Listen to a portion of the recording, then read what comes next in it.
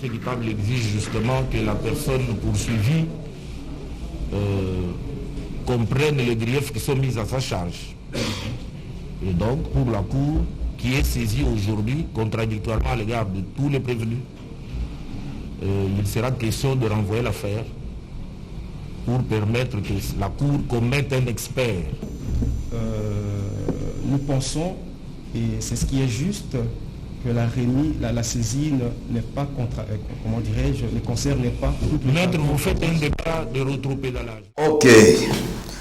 Bonjour, mbote, moyuenu, diambuyenu, mbote na beno, na batutu balandaka, pasteur Ali, mwana 12 ans, États-Unis d'Amérique, mbote na beno nyonso, tongo elamu, lelo, lundi le 25, tozalia pona kupesa bino, basango ya mboka, ya RDC, tuhutaki wapi, tuhuti wapi, tukende tokomi wapi, pe tuzokende wapi, yango lelo, Pasteur Alimon a 12 ans, au pesa mama Kati Ndumbi, mama na Rachel na Canada, bambote bele, na bosanité ko pesa apôtre Pierre na Belgique, bambote bele, na bosanité ko pesa Otto Bengi Olivier Moulamba na aéroport à Paris, bambote bele, mbui Isam na États-Unis, bambote bele. Sango so kende nini o balobaka ke makambo yinde yawe makambo ya koinda na RDC nini wana lelo tozolo bela mutu ya likambo na biso soit thème soit titre ya information na biso ezali ke lelo Matata Mponyo ancien premier ministre na régime ya Joseph Kabila lelo azali na Otto Bengi bar soit la bar bino bayebi français de boyebi o biso tozo benga lelo azali na tribunal mpona koyebisa ba congolais mbongo na bango esika ekenda wana nani wana Matata Mponyo Mampo ancien premier ministre na régime oyo papa Laurent Mosengo pasini aloba régime ba médiocre yango lelo Matata Mponyo akozana bar nde moni ba congolais nyonso lelo ba kiti na aéroport international andili pona basagi na ba bitunga na basangi na ba mifuku na ba market po bazwa masango na bango oyo Matata Mponyo alonaka na Bukamolonzo akeko Bukango université na Kindu Manyema soit akeko kobuka hôpital na Manyema akeko buka stade na Kindu yango lelo ba peuple congolais na 10h awa bazolanda nini Matata Mponyo Mampo na tribunal ya RDC ou bien na parquet ou bien na parquet secondaire ou bien na grande instance esika kanya zo se retrouver na minute oyo ayebisa ba peuple congolais mbongo oyo ba pesaka ye 285 millions de dollars américains 285 millions de dollars américains pour alona masango na Bukangalonzo yake kubuka université na Kindu akebuka stade na Kindu akebuka Otto Bengi hôpital na Manyema et puis apesi ngo kombo Mampo est-ce que biloko wana eza ya l'état ajuango ya ikomi ya yemoko c'est-à-dire Matata Mponyo na Congo ayaki rôle ya linga jouer ezali pona ko bebisa Congo Matata Mponyo yawa banomeye premier ministre na Joseph Kabila mais akuti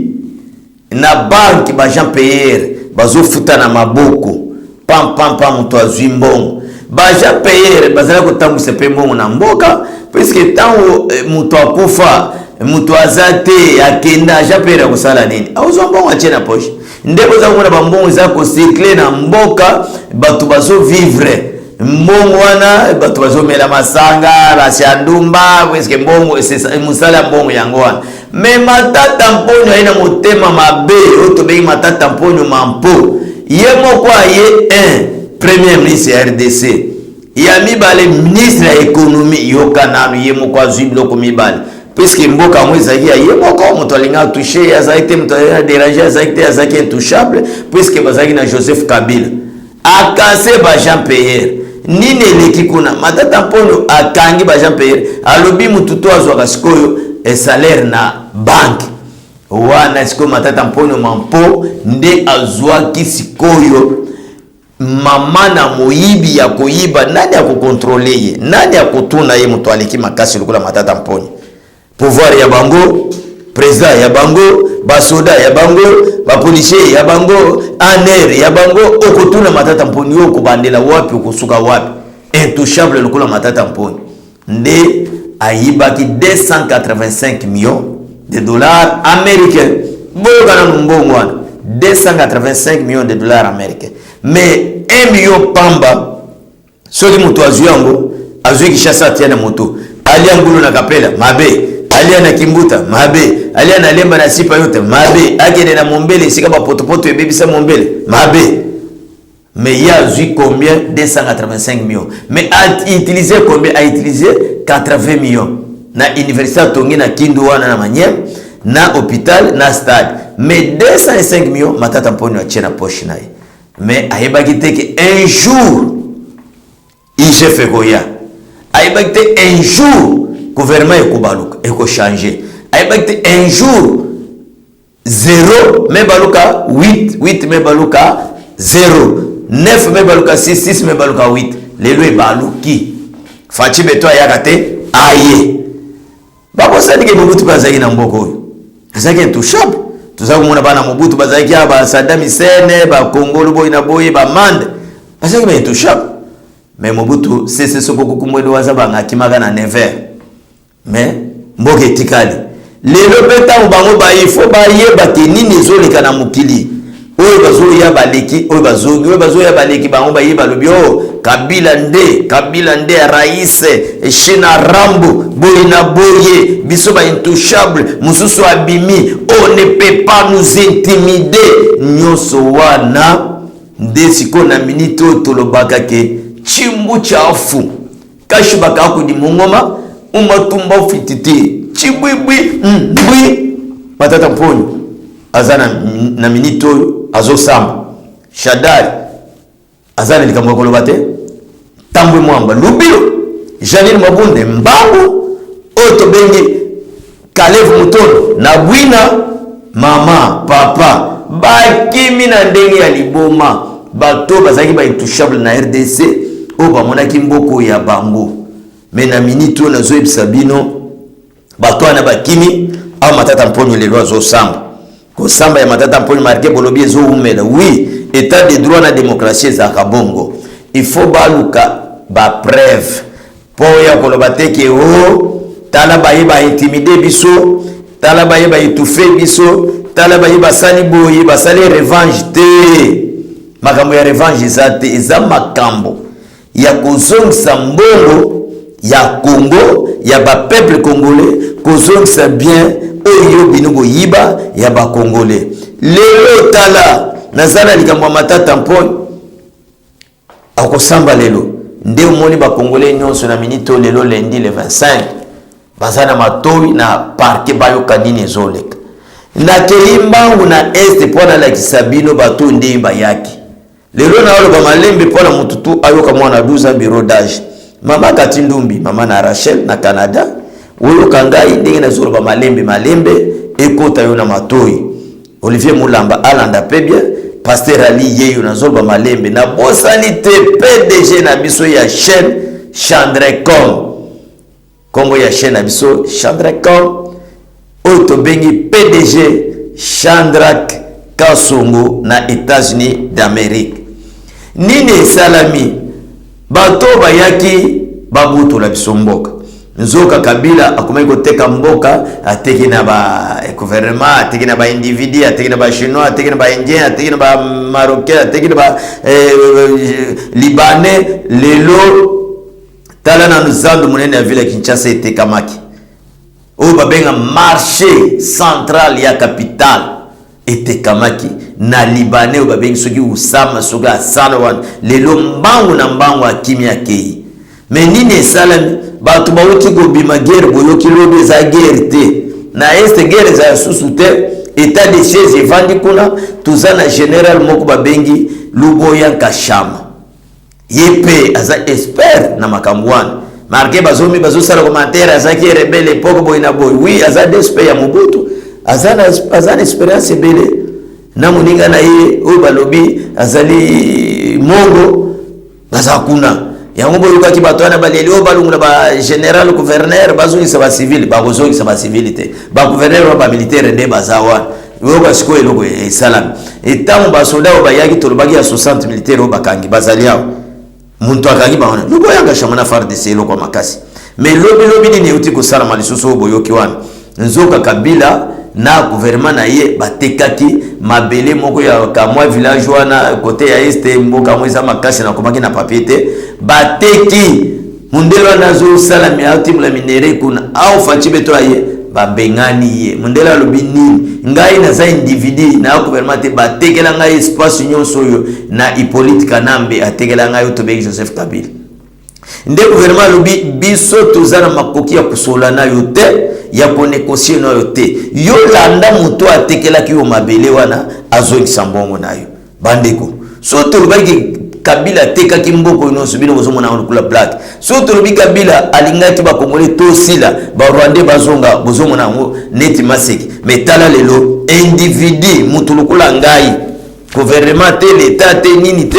batekeli nga mabele ya RDC espace monene nde wana ngai moko et puis azo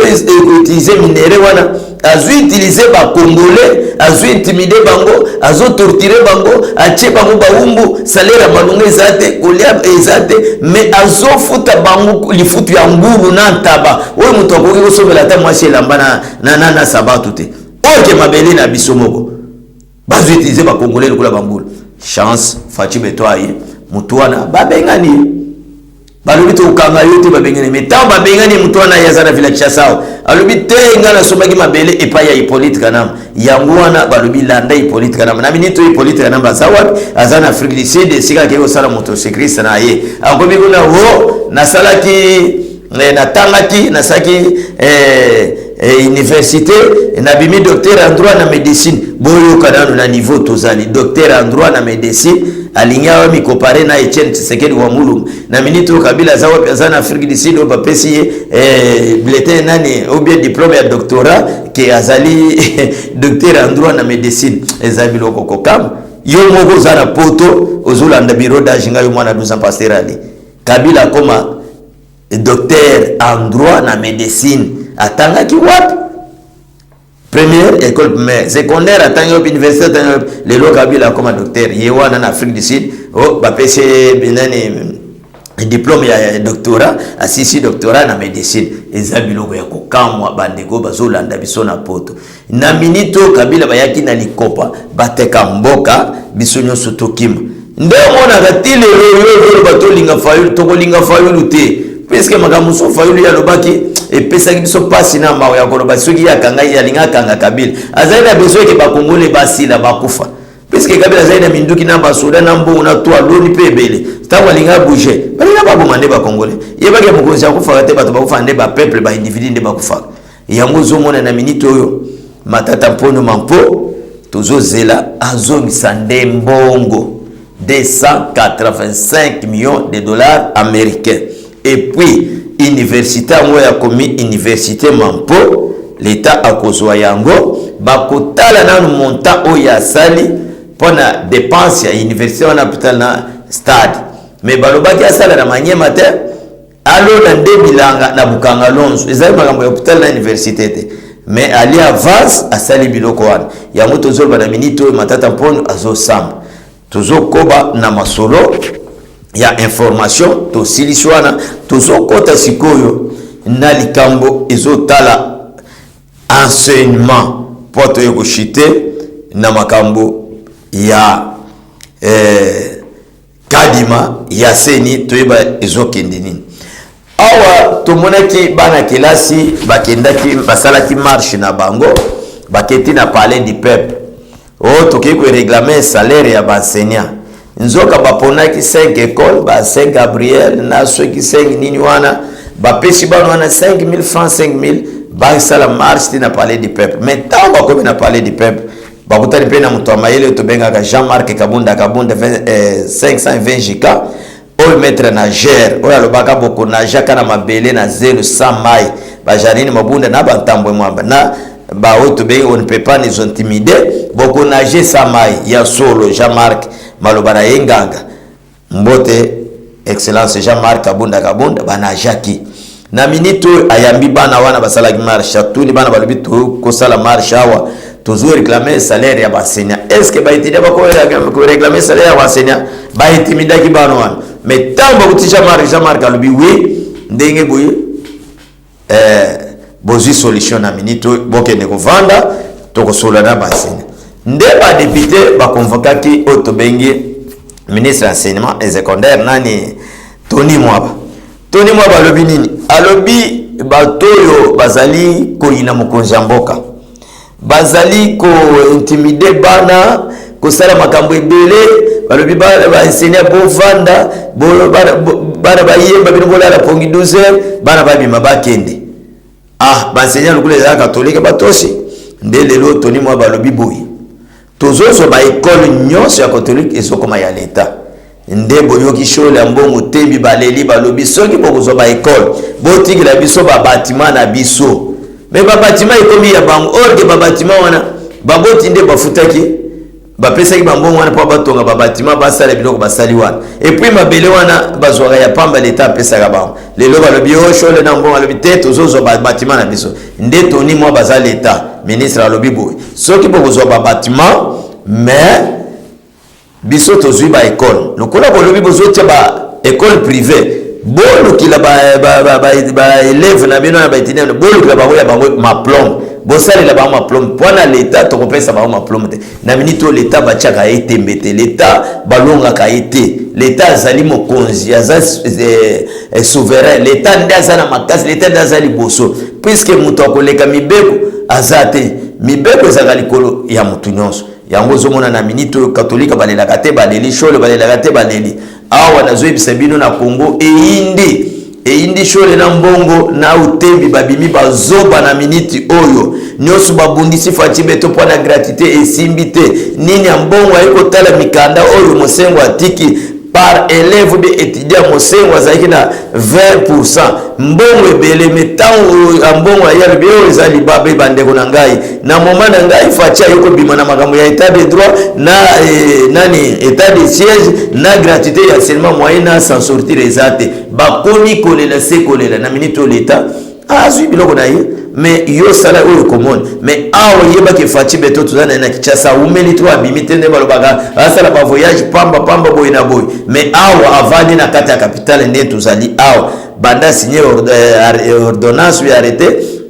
ordonnance ya kadi matoko koma kuna faci azali awo yako bima okende Israël alungu Israël akena na awa na Vatican esika papa azali to yebite akende ko retirer signature puisque yemu to check signature papa nommé ambongo to yebite nini ekolega puisque ba peuple ba komi ko ba ko règle ba faci retirer signature ambongo akoma kaka mutu pamba alongwana ki cardinal puisque azobundisa bande ko na yebisi bino ki catholique esambwe catholique za église mais ba individu misato shole utembi ya mbongo basambu isi katolika nde omoni na minito mende Lambert mende Malanga likambo mboshele likambo mete epungela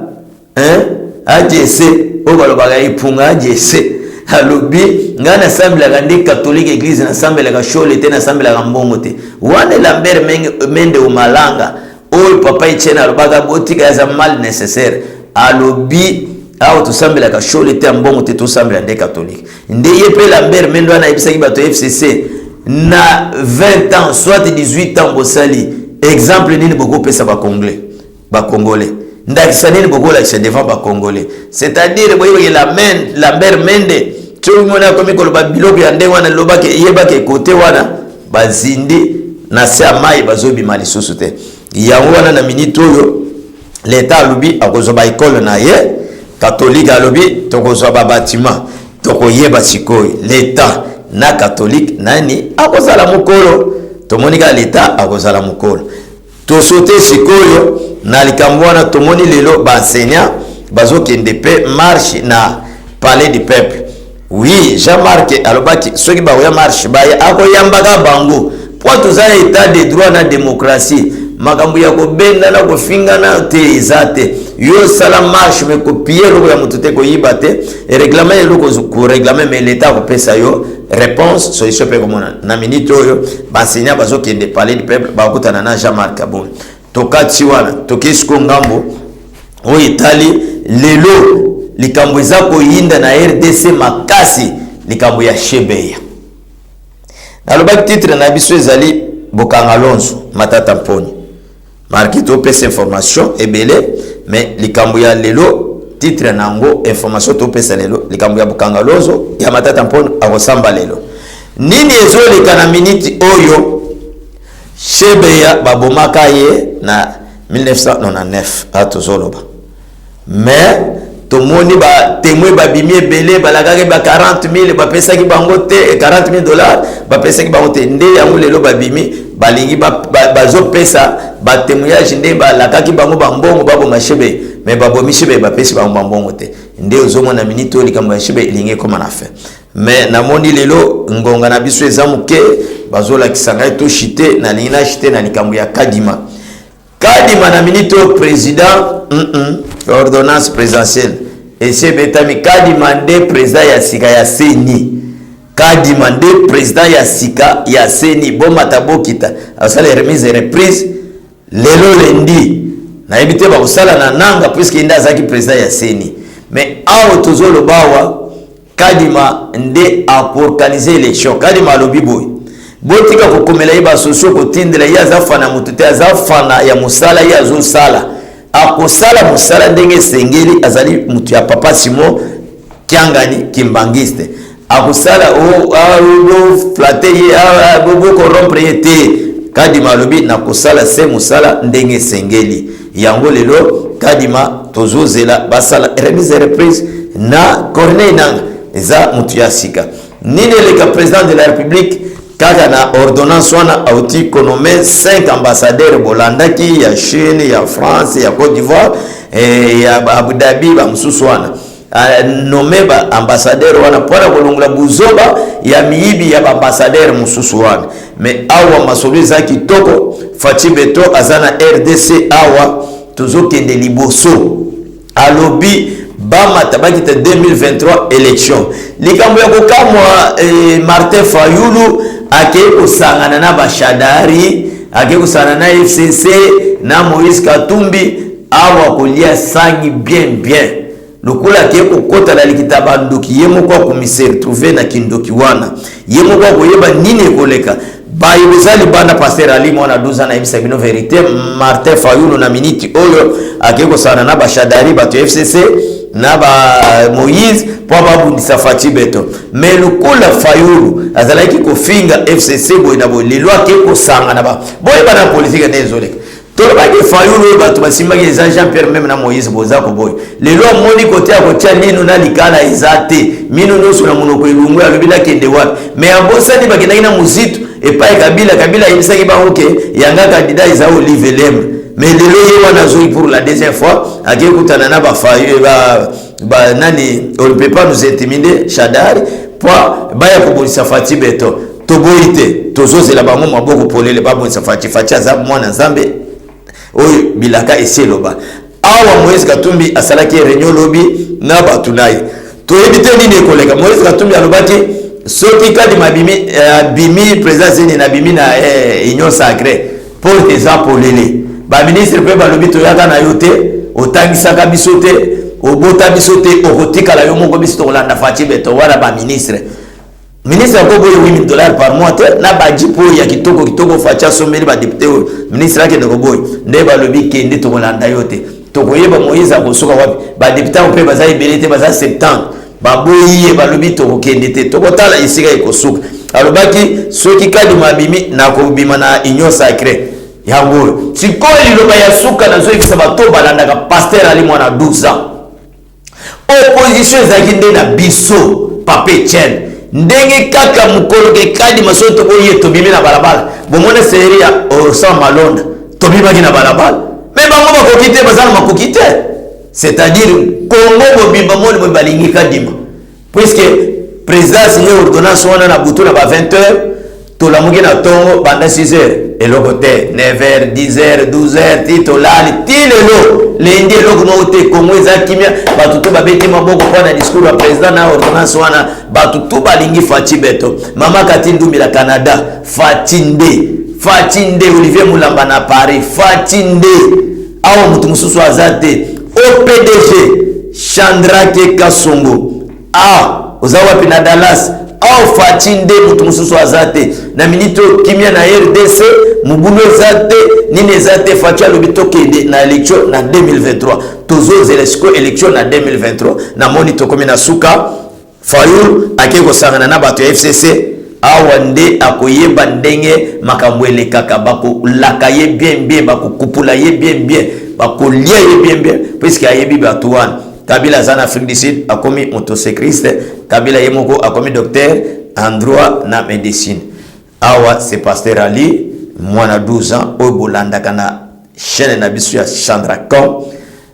mikolo nyonso boza la kimia président na biso abimite turwa umeli tuzana na Kishasa awa umeli mingi likambo ezo likao ezakaka ya ba enseignant na ba élève na ba mbongo mezo sila nango problème ezate numéro ya téléphone onyo so bizana mituna obengi soit ba journaliste biso ya Chandracom tozali aw bakopesa bino réponse soit bobenga mwana 12 ans Pasteur Ali nazali pona bino chaque jour besoin numéro de téléphone plus 243 9 91 30 87 77 plus 243 9 91 30 87 77 Excellence Bidimbu ministre ya hydrocarbures